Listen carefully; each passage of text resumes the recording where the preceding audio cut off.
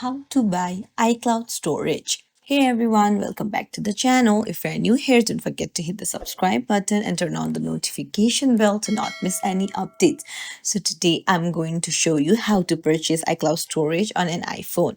So users receive 5 GB of free iCloud storage by default, but you can upgrade to larger plans based on the needs. So you'll need to go to your settings and open up your Apple account and then go to iCloud. Now here you'll find upgrade to iCloud Plus under storage. Tap on it.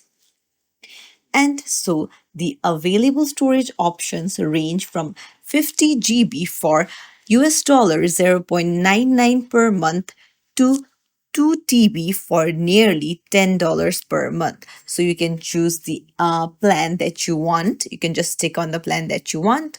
And you just need to tap on upgrade to iCloud and put in your payment details. And that's it. The subscription process is straightforward, requiring users to confirm the payment method linked with their Apple ID, and it has automatic monthly renewals. And that's it. That's how you buy iCloud storage. If you found this tutorial helpful, don't forget to like and subscribe to our channel. Thank you for watching.